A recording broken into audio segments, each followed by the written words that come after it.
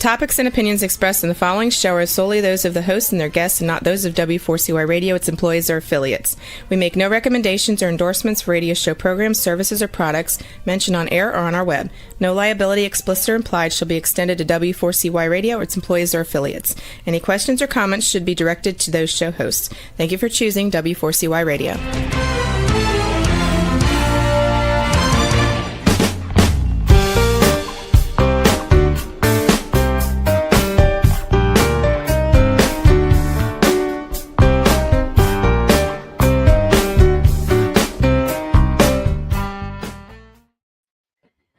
Hello and welcome to the Connected Table Live. We're your hosts, Melanie Young and David Ransom. You're insatiably curious culinary couple.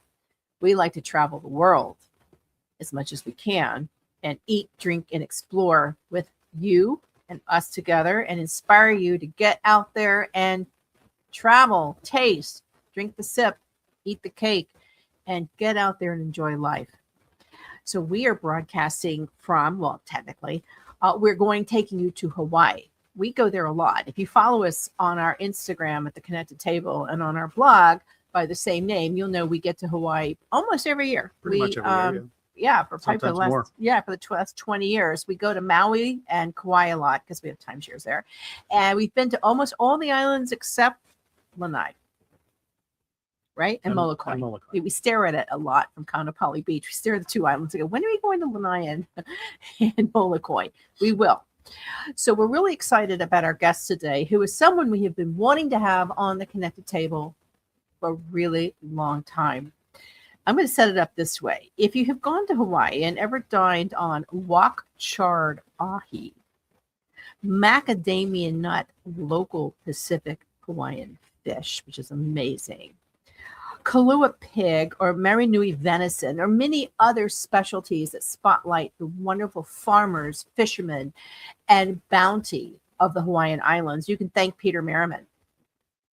He's been called the Pied Piper of Hawaiian regional cuisine. The Los Angeles Times called him that. He owns several restaurants, notably Merriman's, his signature restaurants. The first he opened in the Big Island. And he is one of 12 notable chefs in Hawaii who really are the pioneers behind the movement called Hawaii regional cuisine, which started in the 80s and really was part of the American culinary revolution. When I rode that wave, because that's when I first came to New York and got involved in the food and dining scene. And it started in California and went coast to coast, so many famous chefs, and included every state just about. And we're joined by Peter. We love his food. We love the restaurant. So it's just an honor to have him join us early in the morning in Hawaii. So aloha, Peter Merriman.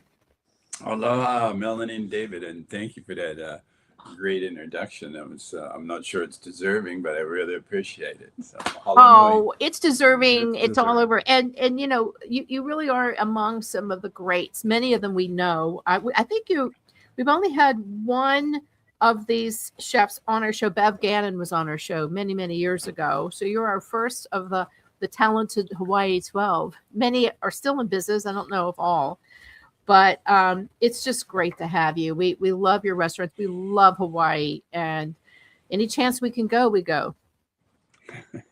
It's a good place to go when you got to go. Yeah, that's very true.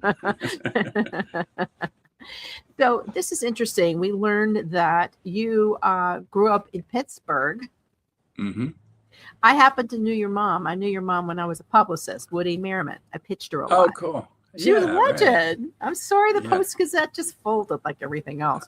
I know. Yeah. Tell us about your life and your family. You must have had some amazing meals because your mom was probably always testing recipes. She was the food editor for the Pittsburgh Post-Gazette, for anyone who didn't know who Woody Merriman was. Yeah, she, as I was growing up, she worked for a smaller regional newspaper before she moved over to the Post-Gazette. And she retired as the managing editor, but she was the food editor for many years prior to that. And then she was, when in her retirement years, she was actually a restaurant critic. It was really fun as a chef to have a mom that was a restaurant critic, because she came to me for input on how to do it. And so that was real pleasing that she had done. One of the things that she did was, for instance, that she would never write a negative review that she hadn't visited the restaurant at least 3 times. And, because having a son as a restaurateur, she realized that anybody can have a bad night, right? Kind of thing. So she would give a positive review, which you can do after one visit, but no negatives unless you've gone 3 times, and you always call the chef before you publish. So I thought that, I was really pleased to establish that sort of protocol in that industry. But growing up, my grandmother was a great cook. My mom was a very, very good cook, obviously, too. And so we were exposed to a lot. But I mean, when you think back to those a lot of years ago, I'm talking about growing up in the 1960s and 70s, and the foods that were available to us. When you look back at it now, it's kind of crazy. Like I think I had my first avocado when I went out west and when I was 18 years old. And like there just weren't so many things available like there are today. And so the cooking was different, but I did a lot. And since I love to eat, and I'm a big guy, and since my mom was working, it fell naturally that I had to learn how to cook. And often I was testing really simple recipes for her in the kitchen. So that eventually led to working with Ferdinand Metz. Ferdinand Metz was the head chef for Heinz Corporation, and my mother got to know him. And then he had a cooking class that he taught at night. And he needed a little sort of gopher boy. And so when I was 16 years old, I call myself the gopher boy for Ferdinand Metz. So that was my first exposure to professional chefs, one of the greatest chefs in the world, coincidentally. And so it was very, left a lasting impression on me, I would say. So is that I knew Ferdinand. I knew Ferdinand because I worked at the Culinary Institute of America. Was a client. I had a million clients back then in my PR agency, and he was a great guy. I mean, what an honor to work with. Oh yeah, he was quite a guy. He was a great chef, great man, super intelligent. He just had all the qualities that you're looking for in a chef. So where did you end up? You didn't go to the Culinary Institute of America, though. You tell us about your culinary education and how you got your start in the professional restaurant world. Okay, yeah. So I was accepted coming out of high school. I was accepted into the Culinary Institute of America, but I played football and also got recruited to play football at the University of Pennsylvania. And so I decided, well, I'll go to college first, and then I'll go up to the Culinary Institute. So I did. I went to Penn and did graduate, but instead of going to the Culinary Institute, I got offered a job briefly as a assistant manager at a restaurant in New York City in the World Trade Center. So I went there and stayed for a short while, and then went to Vermont, where I did most of my apprenticeship under Hans Schattler. He was the chef at the Woodstock Inn, a rock resort in Woodstock, Vermont. And a 3-year apprenticeship, and one of the great experiences of my life, because it's an old school European style apprenticeship where you have to work in each section of the kitchen, which, it's 6 months in the bake shop and 3 months in the butcher shop and garde-manger, hot line, cold line, everything. And, I didn't realize it at the time how unique that was. And today there's not many chefs, even some of the great chefs in America aren't versed in all aspects of the kitchen. And I feel so fortunate to have been experiencing the entire spectrum of what goes on in a profession. I'm curious. You are a big guy. What position did you play in football? Linebacker. You're a linebacker. Wow. Yeah. You still I wasn't very good, but I did play. So who do you root for now? Oh, I'm a Steelers fan. You kidding? I knew it. We kind of figured. Figured as much. Those are powerful fans. After the Steelers in the NFL, then I look for the team with the most Hawaii players, and I root for them. There you go. And there's a lot of them too. Yeah, there's a lot of Hawaii boys love to play football. There's some good ones. Yeah. So you did the apprenticeship. You learned the tricks of the trade and whatnot. What brought you originally to Hawaii? Oh, when I left my apprenticeship, I worked a couple of places, including Europe, and then I had come back to DC, Washington, DC, and I was working at the Four Seasons in Washington, DC. And you want the long story? The long story is that I didn't like my job that much, and so I gave 2 weeks notice, and the end of the 2 weeks came. This is 100% true. And I come home on my last day of work. I'm living with my brother-in-law and my sister. And I said, well, I guess I'm unemployed. And so my brother-in-law's like, well, you can't have any lazy unemployed people around here. You better get out there looking for a job. And literally the phone rang, and it was a call with an offer to come and be a cook in Hawaii. So it was basically a question of, when do you need me? And they said Monday, and I got there by Monday. That's great. Yeah, I read you had like $75 in your pocket in a suitcase, and you just showed up. Yeah, I had $75 in one bag, and I did blow that $75 in the bar the first night. So So it was a lean week until that first paycheck. it was a lean week. Lucky there's food in the kitchen. What was it like? I mean, for anyone who hasn't been to Hawaii, that first, just even the smell of the air, the flowers, the smell of those flowers. I mean, there's a scent, there's a breeze, there's a look. What was it like to you when you first stepped in and experienced that aloha spirit? Oh, it was just magical, Back in those days, there was no jetway at the Honolulu airport. You had got to walk down and walked across the tarmac, right? Mhm. Uh-huh. You guys were probably coming there in those days too, but this is 1983, early 83, very beginning 83. And, then you just get down and you just could smell those plumeria, right? It was like perfume in the air. And then I really had that little tiny bar that was outdoors when you walked in right into that little tiny hangar that was over there. It's hard to believe Honolulu Airport was that small at the time. And there was a little outdoor bar, and you sit there and have really lousy Mai Tais, and you're just on seventh heaven. and from there, this shows how small it was back then. So I called Hans-Peter Hager, was the chef at the Maunalani Bay Hotel where I was going to be a cook. And I called him and said, hey, I'm here. I'll be coming into Kona on this particular flight, the connecting flight. And he said, okay, we'll pick you up. And I said, well, okay, who's going to pick me up? He goes, don't worry, click. And I'm like, what the heck, I don't even know who's supposed to pick me up. And sure enough, and Kona Airport was even way small in those days. And I think it still is. Yeah. Yeah. Well, it's pretty big now, but Yeah. There was one guy, back then they literally pulled on a wagon, a hand-pulled wagon. They pulled your luggage to the curb, and then you got your luggage. And there's one guy leaning on the side of an old beat-up car drinking Heineken. He looks at me and says, hey, you must be the cook.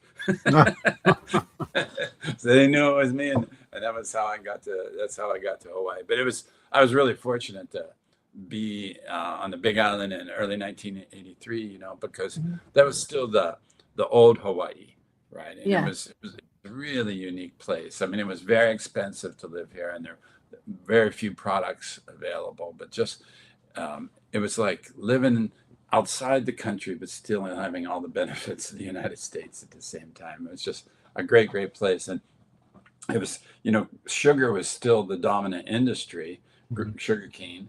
And so it was this plantation culture. And it was really a culture like nowhere else in the United States. Of course, we're descended from a kingdom, which is nowhere else in the United States as well. But then the input of the Asian peoples who had come here to harvest sugar cane from the Japanese and the Chinese, and Portuguese, the Filipinos, just made a wonderful spectrum of different cultural influences, especially on the food. And for me, that's one of the reasons I was so excited about when Hans-Peter had called me and I was a cook back in DC. I had like 2 days to get ready, but I dashed over to the library because we didn't have internet, right? And was looking up, trying to figure out about Hawaii food, and I couldn't figure it out at all. And it turned out that really what was going on here was the tourist industry, which wasn't nearly as big as it is today, was still trying to do continental cuisine, do European cuisine, and they were totally overlooking what was going on in the local culture. And so that created an opportunity for me in there that I eventually dove into and enjoyed quite a bit. How did you go about doing that? Because I mean, I thought about it because we didn't start going to Hawaii until early 2000s. Okay. Oh, okay. So, but I remember growing up in the South and traveling, and continental cuisine was it. that was the fine dining term. It didn't even have a regionality or a assignment, maybe French, but there wasn't Italian, regional Italian like there is now. And then all of a sudden, thanks to people like, Alice Waters and Jeremiah Tower and Mary Virginie and many chefs, people started looking in their backyard, locavore. You had to make those contacts because it was not something that was done in Hawaii. And yet there was an abundance of these people. I'm just trying to figure out what these people, where were they selling their products until people like you came around? And how did you go about establishing relationships? Yeah, there were not an abundance of people growing things actually back then. Yeah, so it was really difficult. And the first thing we did was we put classified ads in the newspaper, right? That we wanted to buy local products, and only in Hawaii it was so beautiful. People just had a single tree of a mango or a star fruit or something in their backyard. They'd pick it up, and many of them would just come down and give it to us. They didn't even want money for it. It was just like that's how they do. And so that was that was the classified ads. We were basically saying if you grow it, we'll buy it. And then real early on, one of the first farmers that we dealt with was a guy named Tane Data. And he's a brilliant man. It's an organic farmer down in the Kealakekua district of Big Island. And we started talking with him. And there was a group of, alternative lifestyle people, some AKA hippies kind of guys that lived up and down this mountain where he lived. And he realized that at different elevations, different crops would grow well. And so he came to me and said, look, I can organize the farmers down there to grow the crops you need if you tell me the crops you need. So he gave me a seed catalog and took a highlighter, and I just highlighted the crops that we would use. And little tiny farmers we're talking about now, who each, one guy volunteered to do spinach, another guy volunteered to do green beans, whatever it is. And then that way they had enough. And each person was only growing really, really small amounts. But Tame would put them all in coolers and bring them up. It was like an hour drive to where we were. Every week. And he became the intermediary between those small farmers and us. And that was one of the early things. We also did things like we planted a garden outside the Gallery restaurant, where the first restaurant where I first did Hawaii regional cuisine. Just everything I often called it guerrilla purchasing, because you had to just think outside the box all the time. Sometimes we would go spear our own fish, or sometimes we would go collect our own sea urchin.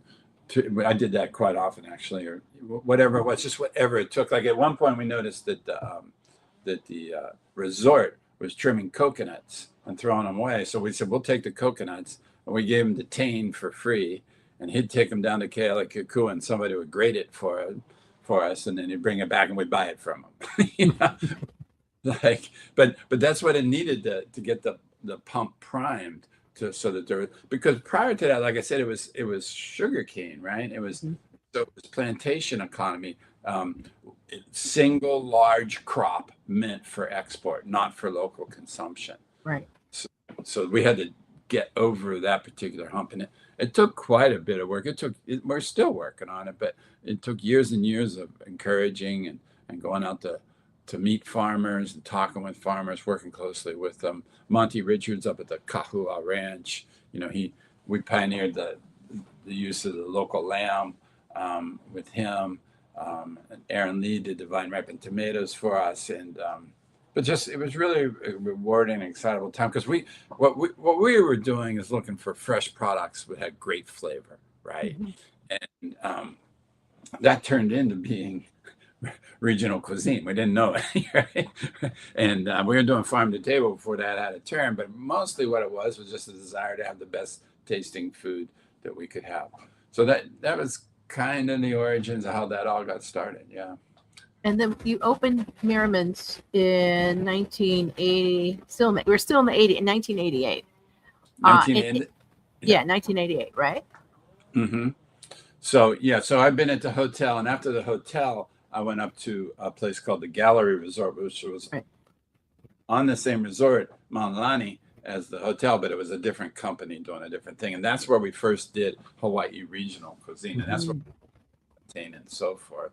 And what one of the things then when we go, then from there we go up the hill to Waimea, which is like, 20 minutes away, right up the mountain. It's the original Merriman's in Waimea. And so, yeah, that's in 88. And it was, really what I'd hoped to do there was like a cafe, like really accessible food is what I call it. And just super high quality. And when we went up there, it didn't work. We didn't have enough customers. We were going broke. And but a lot of our customers had been people that had dined at the gallery when I was chef down at the gallery. And so they had followed us up the hill, and our customers kept telling us, hey, you ought to raise your prices. You ought to raise your prices, which is crazy, right? Like, who owns a business that the customers tell them to raise their prices? but really what the guest was telling me, it took a while to figure this out for me, but the guests were telling me we want a little higher end cuisine than this. We don't want stew, we want steak. And so we gradually morphed into that. Being a higher end restaurant. So it was years and years before I could get something that open again that was more accessible, where we could have a burger or pizza on the menu, that type of thing. That was the original Merriman's.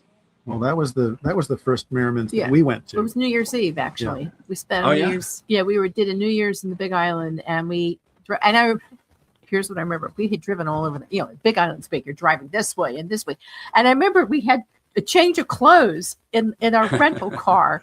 And we literally changed into like finery to go have dinner, New Year's Eve dinner.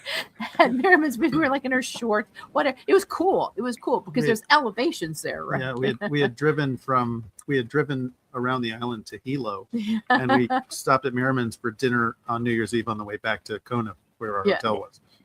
Wow, that's a long day. It was a very long day, but it was so worth it. It was a great experience. We've only been to the Big Island twice, once for that, and then we did a Kona coffee. We actually did a coffee show with a coffee farmer one time. Yeah, it was a lot of fun. So let's talk about some of your signature dishes, which then you since have opened Merriman's, your signature restaurant, in other areas. And one of the most beautiful ones, and it's kind of pictured behind us, is in Kapalua in Maui. We stay in Kaanapali at the Westin Villas, which is maybe 15 to 12-minute drive to Kapalua. So we're up in Kapalua a lot. We like to go hiking on that cliff walk. Just stunning. That's nice. Just stunning. Yeah. And we love that whole little area, Napili, etc. Just wonderful. So you've got that stunning location in Kapalua, and then you have a Merriman's in Maui, in Popui, who we were going to go. We had to cancel the trip, but we're going to go because we go to Kauai a lot, and then Honolulu. Talk to us about this. It is your namesake restaurant, so with the name on the door, you have to have those standards. Share your philosophy and some of your signature dishes that you can never take off the menu. Well, signature dishes. You mentioned one earlier, which was the wok charred ahi. That's just it's got to stay there forever. We did not invent that, but we claim we discovered it because it's really tataki in Japan, right? But back when we started serving it in '88 or whatever, nobody was serving that sort of thing. So that's our biggie. I think nowadays our banana bread pudding and is a banana bread macadamia pudding is a fabulous. We just can't seem to get off the menu. But the other signatures for us are a little more difficult to explain because one of our signatures, for instance, is the kahua ranch lamb. But to get fresh lamb, we have to buy the whole animal. So we butcher that whole animal every week. And there's a different cut available each day. So the kahua lamb itself is a signature dish. It's just not in any particular preparation. So really what Merriman's has come to be, what we've evolved into, and it's the same basic tenets from when I thought we were going to be a cafe, which is to use good quality, fresh ingredients. And we morphed into super high quality, locally produced, organic whenever possible. We don't lead with organic, but we do organic when we can, and we always sustainable. That's our really big point on that. So that, and also, something that seldom gets mentioned, but which we're really proud of, is the service in our restaurant. We have in Merriman's has just the greatest crop of waiters and waitresses that you could ever have, and we have so many professionals that people are dedicated and they learn and they know their food and they enhance the guest experience. So we tell our managers and all our people that we're not in the food business. We're in the guest experience business, right? And that's and too many chefs overlook the importance of the front of the house. Yeah, we're smart and yeah, we're cool because we can come up with these dishes. But if you don't have somebody on the front of it that's delivering it properly, they're going to ruin that whole experience. And conversely, they can heighten that, elevate that experience just with their knowledge and their ability to read the guests and get the guests what they want. So it's a really big part of what we do. Well, you operate under the motto, do the right thing. Yeah. Explain it. And other than, we know that term from a rapper. Tell us what that means to you and your team. Well, yeah, that quite a few years back, we were trying to come up with our motto for our company, or what's our essence, what's our driving force, and we kept all these different things that we try to do, and all our different managers, and finally, it just came down to it's weird. It's hard to describe what we do, but we just do the right thing. It came accidentally to us, if you will. But so what that means is that we want to do right by the guest, obviously, but then we want to do right by our employees, and we want to do right by the farmers and all the people we purchase from, and then we want to do right by the community that we're in. We feel we are forever indebted to Hawaii and the local culture of Hawaii, and then last, but I guess not in any way least, would be we're committed to doing the right thing for the environment, to make sure that there's a place for regionally grown food for my great-grandchildren someday. Whenever we go to Hawaii, we sense that the respect for history and culture, number one. Respect for the land and the sea and the environment and the reefs, and everybody's very concerned because it is, like everywhere, constantly battering the elements, the natural elements, and then the human waste and pollution as well. So and when you live on islands, you feel that isolation. There's only so much you can do, and food is when you bring food in from the outside, it's expensive. So many say, "Oh, Hawaii is so expensive." And you're going to pay a lot when you go to Hawaii. You're going to pay a lot to get there. You're going to pay a lot for your hotel. You may pay, but you're on islands. It is what it is. You're paying for that uniqueness, right? Oh yeah, that's so true. Yes, it is expensive, and things are different here, and that's why I live here. Exactly. And by the way, we're the furthest from any major landmass of any place in the world, right? Mm-hmm. Yeah. So, and we have more endangered species than North America put together. So it's a super unique place. And we only had one mammal prior to humans, which was the monk seal, right? There was no mammals because we're so far away from major landmass. So it's a really interesting place. And you talk about being part of the environment.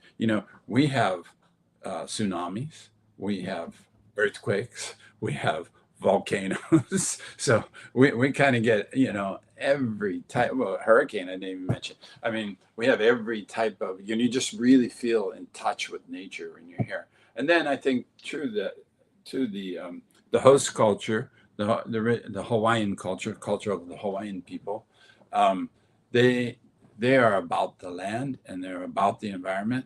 And so it's got a really good seed for germination amongst the whole community here. I think many people feel it. And plus it's so incredibly beautiful. You don't want to wreck it, right? It really is beautiful. I mean, yeah. Our whole demeanor changed. When we go to Hawaii, we are on, we travel a lot for wine and food and, I say as soon as we start writing notes, we're working. But when we go to Hawaii, we don't do any of that. We've done shows. We have done shows. But we even stopped doing that when we're out there. We do them when we get back because we just want to be in the moment and totally unwind. And each island is so different and special. And likewise, your concepts are different. I mean, Merriman's is fine dining and elegant. And, what I love about it is the menu has, takes advantage of the lamb, the amazing cattle. There's a lot of ranching in Hawaii. People don't think about that. They think it's watery fish. The beef and the lamb is amazing. The pork, if you're a vegetarian, there's taro, and there's amazing vegetables and fruits. It's an abundance like no other. We live in Louisiana, and there's a lot of pork and beef. It's similar. We're battered a lot by the elements, and we have it, but we don't have the vegetables that Hawaii has. We miss vegetables. We have a lot of sugar cane. We have a lot of sugar cane. There's a lot. We don't have the veg. We have great strawberries, and so does Hawaii. But there are other things when we go out there. We go to the farm markets and shop, and we're just like blown away by some of the ingredients out there. If you go to the Hilo's farmers market, you could swear you were in Southeast Asia. Yeah. There's just so many items you go, I have no idea what that thing is you're selling there. But, exactly. And it's really fun. It's really a fun thing to do. Yeah. So there's a lot of unique and interesting ingredients to work with.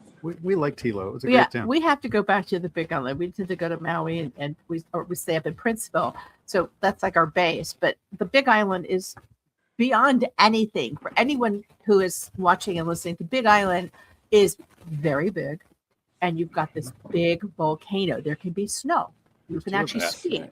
The volcano will erupt. We walked on lava, and there was fire underneath the lava. You had to be really careful, and the lava flows. It is a long drive. Some of the starriest skies in the night I've ever seen. When we drove, we just stopped the car and looked up and went, "Oh my God!"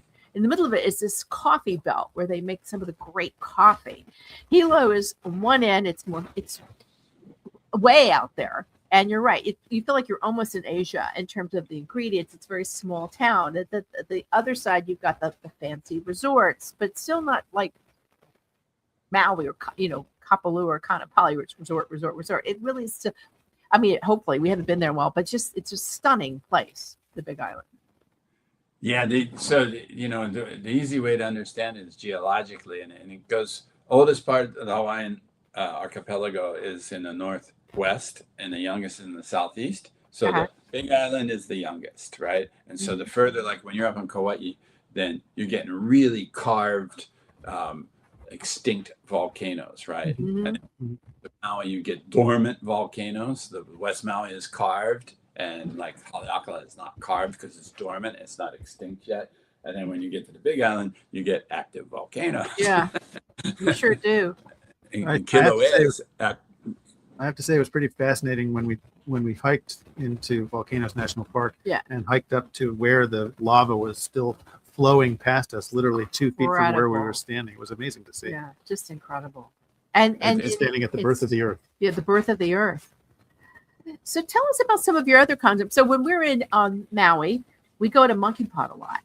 That's like what we'll do is we'll walk. There's a boardwalk on Kaanapali. You can walk from if we feel like it, where we stay in Western Kaanapali. You can walk down this boardwalk all the way to where Monkeypod is in this little shopping area. And then we go have like an early supper and walk back.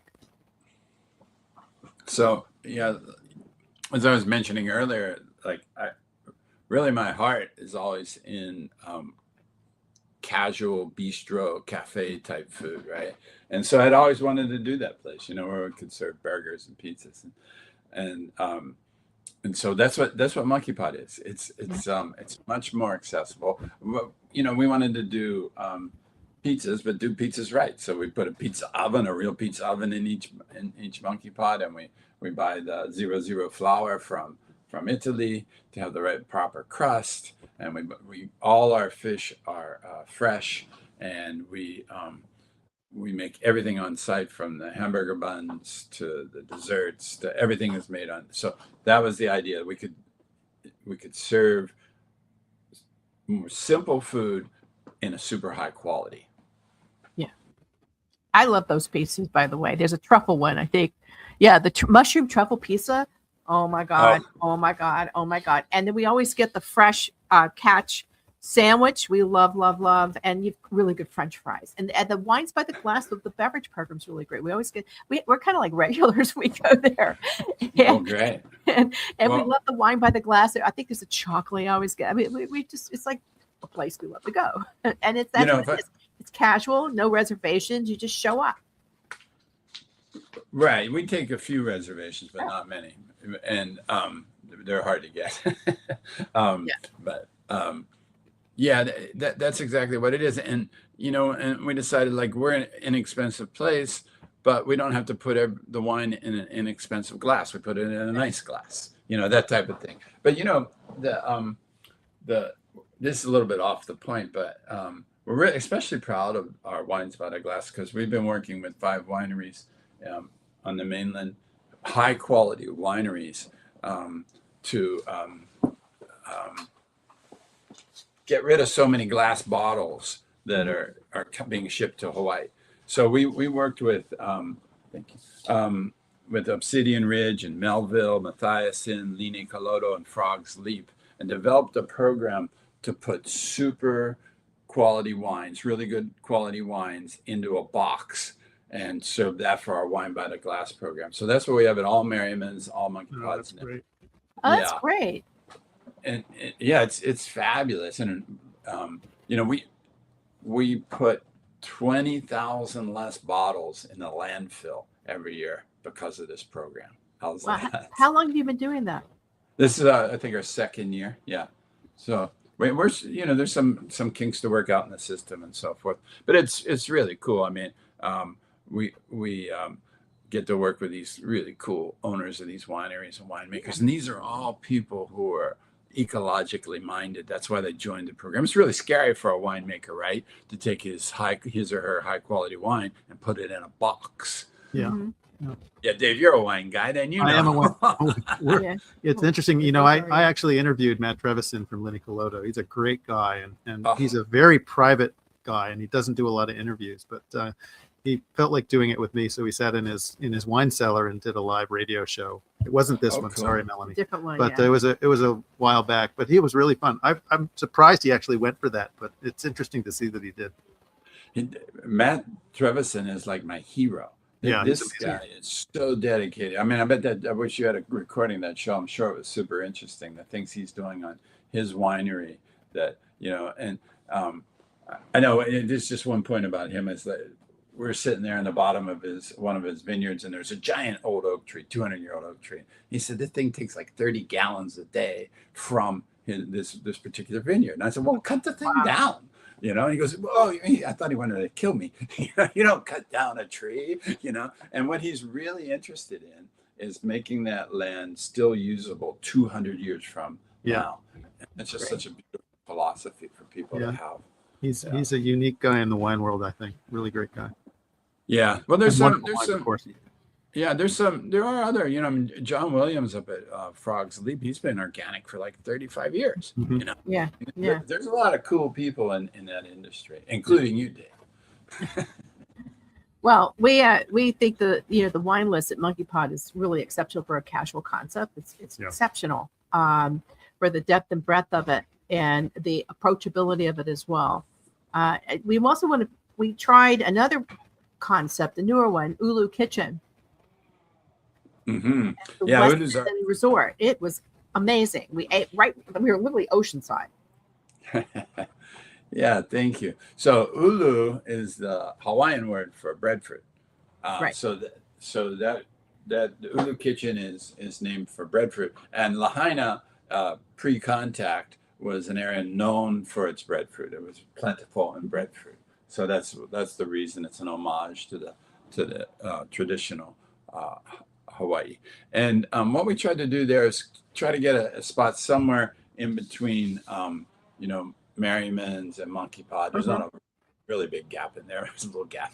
We try to fit right in there. And, a lot of seafood, definitely the Hawaii influences. We're definitely using breadfruit. I think, by the way, we're serving it's an exotic, but the venison, the Maui Nui. You ordered it. I actually had that dish. I was going to bring it up later, but I'm going to bring it up now. It was that's where farm to table and your philosophy hit home for me, because we had been up the mountain that day and past the venison farm where you got that venison from. Yeah. Oh yeah. Oh great. And great. And I asked our server, who was amazing, by the way, and she's from Lahaina. I can't remember what her name was, but we'll figure it out. And she said, "Yeah, we get it from that farm up on the side of the volcano." And I said, "I knew it because we passed that farm." And I was like, "So this is the venison I'm having." It was terrific. It was very interesting. And I ordered something really interesting, and it was a vegetable pot pie. You also have it on Merriman's from time to time, and it just, it's hard to get really good vegetable food. I eat fish, but I was so intrigued by it. And it was just incredible because you've got the mushrooms and the cabbage and it was amazing puff pastry and breadfruit. And it was just filled. And there's such an abundance of wonderful vegetables in Hawaii. It's a great presentation. It's just fabulous. Thank you. Yeah, we had a great meal that night, and we had the best table. We were sitting right there with the boardwalk, and it was a beautiful night. And we ordered a lot of food. We had the smashed cucumber salad, which was great, and the Waiapoli Farms mixed greens. Again, you acknowledge the farmers in a lot of your dishes, and I think we had a terrific bottle of wine. It was a great night. It was definitely, and we'd never been there, so it was fabulous. And we got to walk home. And we walked home. I don't think we did. I think we took a cab. But anyway, it was a beautiful setting, and that was a new one for us. Are you working on any other new concepts, or are you doing other? Yeah, well, not concept, but we're going in the fall this year, probably around November, we'll be opening the Beach House Wailea, Maui. And that'll be very similar to the Ulu Kitchen. Respects a little bit step up in price and quality from Monkeypod. Shouldn't say quality, it's really just price, because it's just different items that cost more, kind of thing. So that's exciting. And Monkeypod Waikiki was our first venture into the breakfast business, and we have breakfast at Ulu, and we'll have breakfast at Beach House Wailea, and we have wonderful breakfast. I'm so proud of our breakfast. You do macadamia nut pancakes? Yeah, we do, but we do what we do. Our favorite one is the Mai Tai pancake. Ooh. Which we serve a lilikoi. Lilikoi is passion fruit. So we serve a lilikoi foam on top of the pancake, and we serve it with rum butter maple syrup. They're great. And we make our, by the way, this doesn't mean much to people that aren't in restaurant business, but we make our pancake batter every 20 minutes. Wow. The only place I eat pancakes is in Hawaii. Well, you got to try them at our place at Ulu next time. Yeah.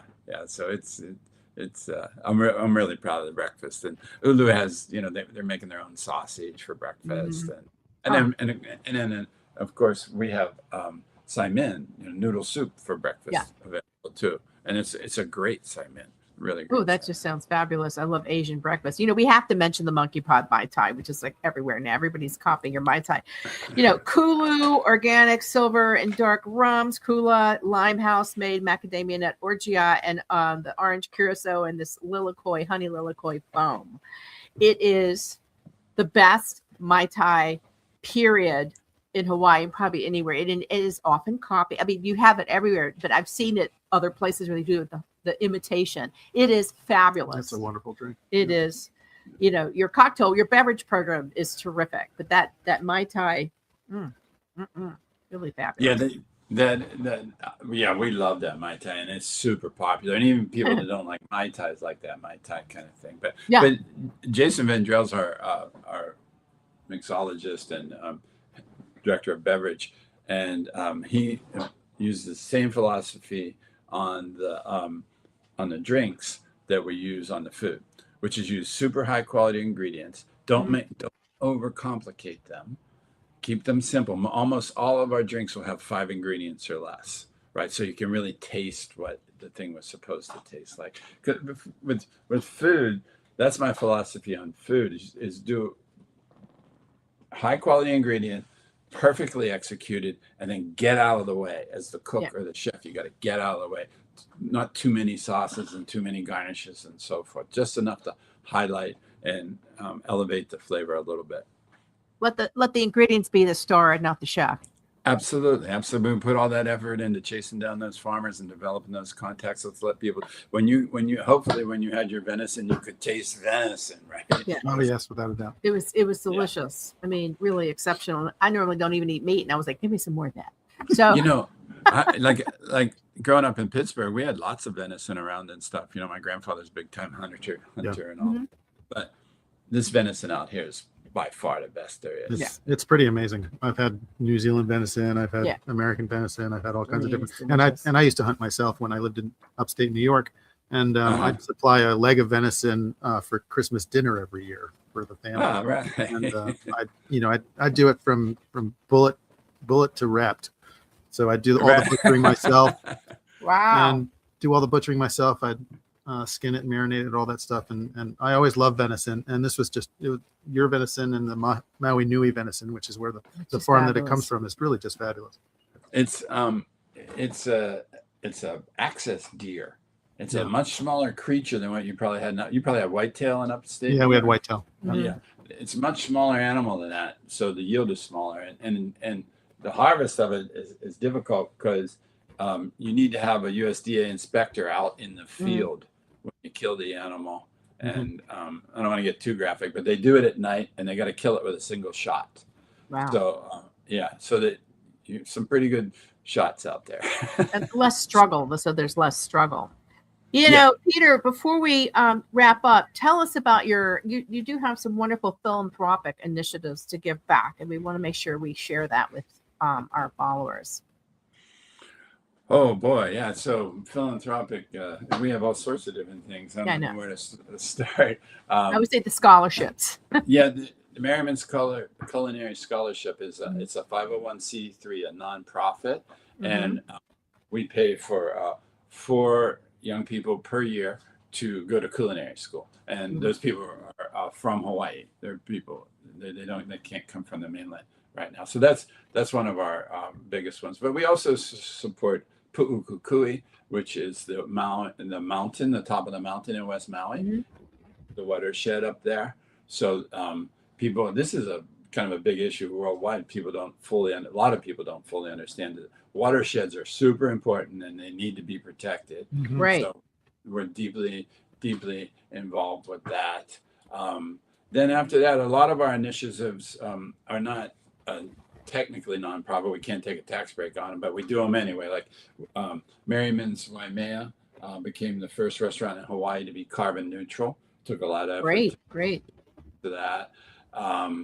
Like I said, with the wine box program, what am I missing in our nonprofits? And I do a lot of work on, I'm on the board at Hawaii Public Radio, and I work with the Hawaii Land Trust some, help them get a huge piece of land protected forever on the Big Island. So I think that's in general, that's our that's a lot, but it's a community. You once you're there and you've been there long, you have to be part of the community. I mean, and you clearly are. Yeah.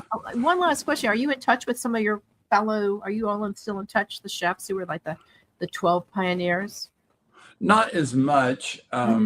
Very infrequently. A couple of them have passed away. Yeah. Right? A couple of them I've totally lost contact with, but I'll run into Alan here and there, and actually 3 of our chefs have passed away. Wow. That stinks. And I see Roy once in a while, and and Sam, of course, and the folks that are still in Hawaii and kicking around, but the ones that have moved away from Hawaii. Roger Daikon's still here, but he's not active right now. I think Beverly Gannon sold her restaurant. Yeah, that's right. I think she's still on Maui. I haven't seen her, but she sold a restaurant, and she's probably done a lot of traveling. Probably worked her ass off for 40 Well, I have to years. say that the James Beard Foundation announced the semifinalists today, and there were a few in Hawaii. I don't know them, but you may. I don't know if any of them have ever worked for you. Michaela DiBari of Sally Pepe in Lahaina. Oh wow, great! Love that. Yeah, Ed Kenny of Mud Hen Water in Honolulu. Oh, he's a great guy too. Andrew Lay, the Pig and the Lady in Honolulu. Oh, good picks. And two more. Sheldon Simeon, Tiffany's Restaurant and Bar in Wailuku.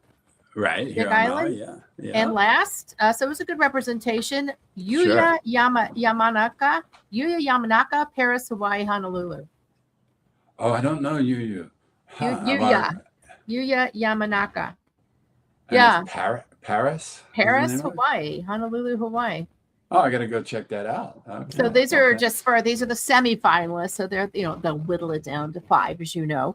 But good to see, good to see the next generation. Yeah, that's great. There's a bunch of good cooks in that outfit there. So I'm really happy to see that selection. Well, we want to thank you for joining us today, Peter Merriman. It's amazing. You're still out there. You're still making waves. You're still doing it. And we can't wait to come back out to Hawaii and hopefully see you as well. But we love visiting your restaurant. And thank you for all you do and all you have done to put Hawaii regional cuisine on the map. It is important that we honor and respect the culture and tradition and farmers and fishermen and people who make Hawaii so special, and that we keep it that way, right? That's right. Thank you very much. This has been a lot of fun. I really enjoyed talking. Could go on for a couple more hours. I know. And as we like to say, mahalo and a hui ho. Hui ho. Aloha. Hui ho. That means until we meet again. For anyone who doesn't know, they're Hawaiian. That's right. You've been listening to The Connected Table Live. We hope you enjoyed the show. You can see it on YouTube, on the Connected Table TV channel, and hear it on 65 podcast channels. Anytime on demand. You just pick the one you like. We love sharing our friends in the industry with you. We love exploring, and we want you to always eat, drink, explore, and stay inspired with us. Always stay insatiably curious. Thank you.